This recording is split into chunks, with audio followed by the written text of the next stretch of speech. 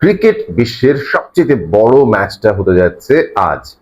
ভারত পাকিস্তান দ্বৈরথ, এই দুই দলের খেলা মানে ক্রিকেটের এল ক্লাসিকো বলেন, ক্রিকেটের মহাদ্বৈরথ বলেন, ক্রিকেটের সবচেয়ে বড় কম্পিটিশন বলেন, সেটাই ভারত পাকিস্তানের এই ম্যাচ।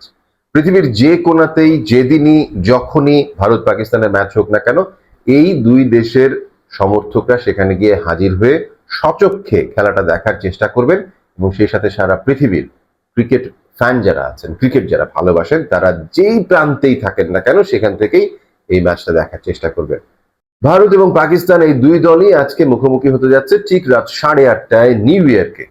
এবং আশ্চর্যজনক বিষয় হচ্ছে এই দুই দলের কেউই আসলে গ্রুপের পয়েন্ট টেবিলের টপে অবস্থান করছে না। চিন্তা করা যায় ভারত এবং পাকিস্তান গ্রুপের পয়েন্ট টেবিলের টপে না, তাহলে টপে কে? টপে আছে আয়োজক দেশ ইউএসএ।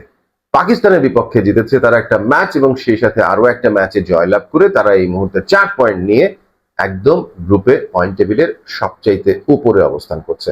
এখন ভারত আর পাকিস্তান এই দুই দলের ভেতরের দ্বৈরথ আসলে বুঝিয়ে দেবে যে ভারত পাকিস্তানের ভেতর থেকে কোন দল দ্বিতীয় স্পট নিয়ে সুপার 8-এ যাওয়ার জন্য প্রস্তুত।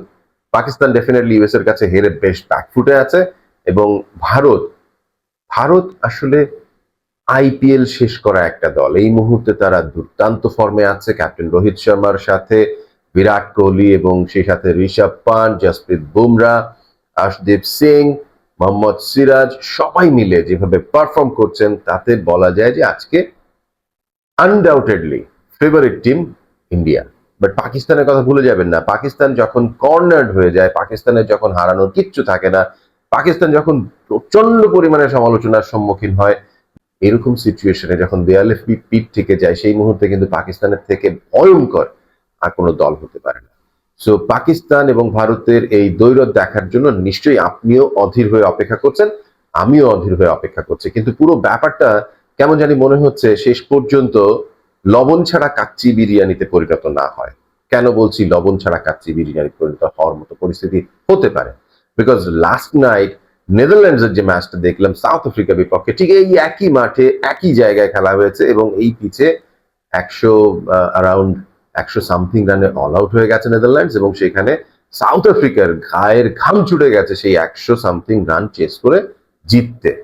সো ইন্ডিয়া পাকিস্তানের দ্বৈরথ, যেটা আসলে স্বাভাবিকভাবে যদি আপনি একটা ফিক্সচার করেন, সেই ফিক্সচারে একই গ্রুপে ইন্ডিয়া পাকিস্তানের পড়ার কথা না, কিন্তু যাতে কোনোভাবেই মিস না হয় সেই কারণে আইসিসি ইন্ডিয়া এবং পাকিস্তানকে একই গ্রুপে ফেলেছে এবং একই গ্রুপে ফেলার পরে সেই ম্যাচটাকে নিউ ইয়র্কে ফেলেছে, যেটা আসলে একটা মূল উদ্দেশ্য হচ্ছে আমেরিকার মাটিতে ক্রিকেটকে অনেক বেশি পরিমাণে প্রমোট করা। এবং এর থেকে আর ভালো কি হতে পারে? 34,000 দর্শক ধারণ ক্ষমতার নিউ ইয়র্কের যে স্টেডিয়ামটি, ব্র্যান্ড নিউ স্টেডিয়াম, সেই স্টেডিয়ামে ইন্ডিয়া পাকিস্তান ম্যাচ হবে, কিন্তু সবচেয়ে বড় সমস্যা যেটা সেটা হচ্ছে এমন একটা পিচে খেলা হবে যেই পিচে 100-150 রান হবে কিনা, মানে 100 রান হবে হয়তো কোনোভাবে। ইন্ডিয়া পাকিস্তান যেহেতু ভালো দল, তাদের নাচতে নামলে উঠোনের খুব একটা প্রভাব থাকার কথা না, কিন্তু তারপরেও নিউ ইয়র্কের এই মাঠের পিচ কন্ডিশন নিয়ে সবাই কিন্তু ভীষণ দুশ্চিন্তায় আছে। শেষ পর্যন্ত আসলে এই পিচে কত রান হবে এবং দুই দলে যে বোলাররা রয়েছেন, বললামই তো, বুমরা, আশদীপ সিং, পাকিস্তানে রয়েছেন শাহিন আফ্রিদি, মোহাম্মদ আমির, তারপর হারিস রৌফের মতো বোলার। এরা যখন বল করবে এই ধরনের পিচে, কোনোটা উঠছে, কোনোটা দ্রুত আসছে, কোনোটা উঠছে না, কত রান হতে পারে? টি-20 ম্যাচে 200-250 রান করা এখন আসলে মামুলি ব্যাপার হয়ে গেছে। তো সেই জায়গায় লবণ ছাড়া কাচ্চি খাওয়ার স্বাদ পেতে হবে কিনা শেষ পর্যন্ত, সেটাই আসলে এই ম্যাচ নিয়ে শঙ্কা।